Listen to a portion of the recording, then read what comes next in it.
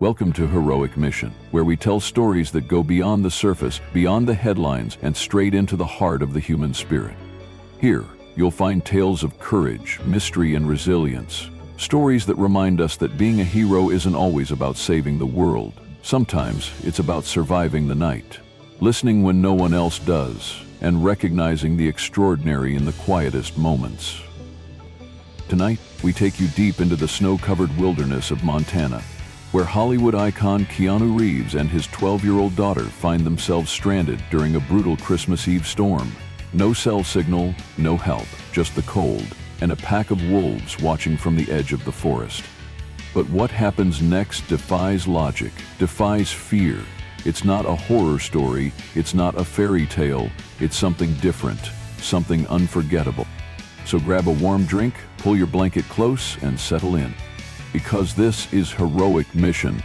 And the mission tonight? To show you that sometimes the most heroic thing you can do is listen. It was just another cold morning in Elkwood, a small town tucked between the snowy plains and quiet forests of Wyoming. The sun hadn't yet broken through the clouds, and a sharp wind blew across the parking lot of Hollow Mart, the town's only big-box store. People came and went, heads down, shopping carts squeaking against the concrete. No one paid much attention to the man in the far corner.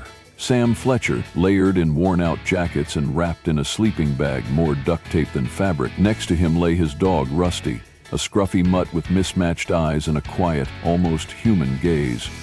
Their presence blended into the backdrop like an old photograph faded by time. Sam held a sign that read, "Help us get through another night." But few even glanced his way. Every now and then he reached out and stroked Rusty's head, and the dog responded with a slow wag, tired but loyal. What most people didn't know was that this dog had once saved his life, curling beside him during a fevered night that could have ended everything. In a world that had turned its back, Rusty never did. To Sam, Rusty wasn't just a pet. He was purpose, memory, and hope, all rolled into one. The peaceful rhythm of the morning shattered like glass under the roar of a motorcycle engine. A thunderous growl echoed across the Hollow Mart parking lot, drawing glances from startled shoppers and sending a ripple of unease through the air. The bike screeched to a halt near the curb, its chrome frame glinting under the gray sky. Off stepped a large man in a weathered leather jacket, his heavy boots thudding against the pavement with an air of menace. His name was Troy Maddox, and he wore trouble like a second skin. Pulling off his helmet, he revealed a face hardened by anger, his smirk cold, and his eyes scanning the lot like a predator searching for something weaker than himself. That's when he saw Sam and Rusty. He walked slowly toward them, each step deliberate, like he enjoyed the discomfort he caused.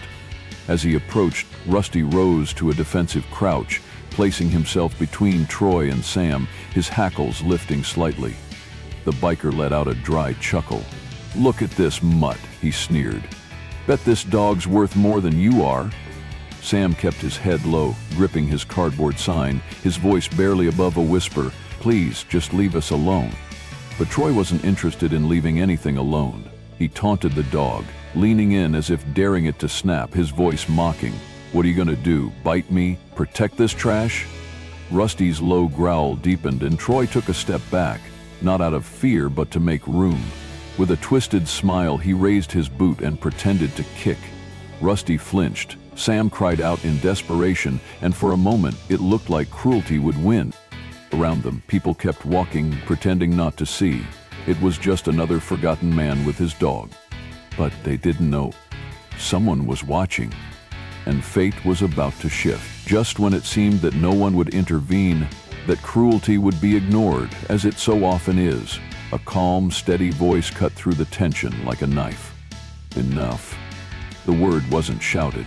It didn't need to be. It carried the weight of presence, of authority not forced, but earned. Every head in the parking lot turned, including Troy's. His smug grin faded into a scowl of confusion as he searched for the source. From between two rows of parked cars emerged a tall figure dressed simply in a black t-shirt, dark jeans, and a lightweight leather jacket.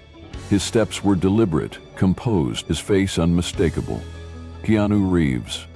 Even those who weren't movie buffs recognized him, but in that moment, he wasn't a celebrity. He wasn't a star. He was just a man who had seen enough. Keanu stopped a few steps away, his gaze locked onto Troy. "Do you think this is right?" he asked, voice calm but resolute. The question hung in the air like judgment. Troy scoffed, trying to regain his swagger. "Who the hell do you think you are?" he spat. "Hollywood here to give a sermon?" Keanu didn't flinch. "This isn't about me," he said. "It's about what you're doing to them." He motioned toward Sam and Rusty, now huddled close, their eyes wide with a mix of fear and hope. "They're not hurting anyone, but you are." The biker rolled his eyes, raising his voice as if to drown out the truth. "They don't belong here, just taking up space." But even as he said it, his bravado was cracking. Keanu took a step forward, not with aggression, but with undeniable certainty. "Hurting someone who can't fight back doesn't make you strong," he said. "It just shows everyone how weak you really are." People had begun to gather now. Phones were recording. Shoppers stood still, captivated by the confrontation.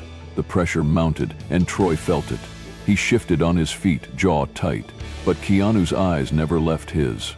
They were steady, kind, but unyielding. "You don't know anything about me," Troy snapped. Keanu answered quietly, "Maybe not. But I know what everyone else is seeing right now, and it speaks louder than words." The crowd was no longer silent. Whispers of support rippled around them. A quiet energy filled the space, and in that moment, something started to shift. The tension in the air thickened like an oncoming storm. Troy Maddox, face flushed with anger, scanned the growing crowd, his swagger now tainted by unease. He wasn't used to being challenged, especially not in public, and especially not by someone like Keanu Reeves, a man who radiated calm the way others radiated rage. The biker's grip tightened around the bottle in his hand, a crutch of false confidence. He looked from Keanu to the homeless man huddled on the ground, and then to the dog, who still stood protectively in front of his owner, small body braced but unwavering. "You think you're better than me?" Troy snarled, pointing the bottle at Keanu. "You think because people cheer your name, you get to judge me?" Keanu took another step forward, voice steady, never rising. "This isn't about me, this is about choice. You've got one right now. You can walk away, or you can do something you'll carry for the rest of your life, and not in a good way." The crowd was silent, holding its collective breath. Phones continued to record. Even the wind had quieted, as if the world itself paused to see which path Troy would choose. His hands trembled slightly. Rage and shame battled behind his eyes. His chest rose and fell in short, angry bursts. He looked ready to explode. And then it happened. A single sharp bark broke through the silence, loud, defiant, and full of unexpected power. Rusty, the small, scrappy dog that Troy had tried to kick moments ago, stood tall and still, his eyes locked on the biker. It wasn't a frightened bark. It was a declaration, a line drawn in the snow. The sound reverberated across the lot, cutting through pride and ego like truth always does. Troy froze. Keanu looked at Rusty and nodded gently, then turned his gaze back to Troy. "He may be small," he said, "but that dog just stood up to you with more courage than most people ever show in a lifetime." The murmurs of the crowd grew louder. A few people clapped. Others called out things like, "Leave him alone," and "He's right." And Troy, so used to being the biggest presence in any room, suddenly felt very, very small. "You don't understand," he barked back, this time not at the dog, but at the world. "You don't know what I've been through, what I've lost." Keanu softened, just a little, but not in resolve. "You're right," he said quietly. "I don't know your story, but I know that this hurting others isn't how you heal." Troy's face twitched. He looked down at the bottle in his hand, his grip loosened. Slowly, like a man waking from a bad dream, he lowered it to the pavement. The sound it made when it touched the ground was soft, but final. The crowd let out a breath as if they'd all been holding it in. Keanu didn't gloat. He didn't say, "I told you so." He simply stepped aside, giving Troy a clear path out. "You're tired," Keanu said, just loud enough for him to hear. But don't make others bleed just because you're hurting. Troy looked around one last time. He didn't say another word. He turned, walked to his bike and drove off. Not fast, not furious, just gone. Keanu turned to Sam and Rusty. He knelt down beside them, eyes kind, voice soft. "Are you okay?" Sam nodded slowly, tears caught in the corners of his eyes. "Thank you. I didn't think anyone would." Keanu reached into his pocket and handed him a card. "This place will take care of Rusty. Tell them I sent you. They'll help you too if you let them." Sam held the card like it was made of gold. Rusty leaned into Keanu's hand as he gently scratched behind the dog's ear. The crowd began to applaud, not for a celebrity, not for a scene, but for a moment. A moment when someone stood up, when kindness outweighed cruelty, when a voice and a bark changed everything. The crowd eventually dispersed, as crowds always do. The excitement faded, replaced by quiet reflection and a lingering sense that something meaningful had just happened in the most unlikely of places. A supermarket parking lot in Elkwood, Wyoming. The cold remained, the wind still rolled in gentle gusts, and the sky stayed that same sleepy gray. But something had shifted in the air. Something unspoken, like the silence after a prayer. Keanu Reeves didn't stay for applause. He never does. He gave Sam a nod, a final reassuring glance at Rusty, and walked away. His steps calm, hands tucked into the pockets of his jacket, like the whole thing had been nothing more than a natural reaction to wrongness. He wasn't trying to be a hero, he just couldn't stand by. Sam sat there for a long moment, holding the card Keanu had given him. A contact for a nearby veterinary clinic called Mountain Paws Rescue. It wasn't just about the dog, and he knew that. It was a lifeline, not just for Rusty, but for him. An invitation to believe that maybe, just maybe, there were still people out there who saw him. Rusty licked Sam's hand gently, sensing the shift in his friend's mood. The little dog who had once saved him during a fevered night on the streets had now, once again, protected him. Not with teeth, but with bravery. That bark, loud and full of conviction, was the moment the tide had turned. It wasn't just a sound, it was a statement. We matter. The story spread fast. By nightfall, the video had hit social media, shared by a bystander who had captured the confrontation on their phone. The caption read simply, "Keanu Reeves stands up for the voiceless." Within hours, the clip had thousands of views. By morning, millions comments flooded in. People from all walks of life, all corners of the world, inspired not just by Keanu's actions, but by the dog's courage, by the homeless man's quiet dignity, and by the idea that sometimes kindness is loudest when it whispers. In the following days, something unexpected happened. Locals who had passed by Sam for years without so much as a glance began to notice him. One woman brought a thermos of hot soup and a blanket. A teenager dropped off a bag of dog food. A retired veteran offered to drive Sam and Rusty to the clinic Keanu had recommended. None of them made a big deal of it. They just showed up. And Sam? He didn't know what the future held, but for the first time in a long time, he didn't feel invisible. He didn't feel like a ghost haunting the corners of a world that had moved on without him. He felt seen. He sat with Rusty near the same spot a week later, the dog now wearing a bright red bandana someone had given him.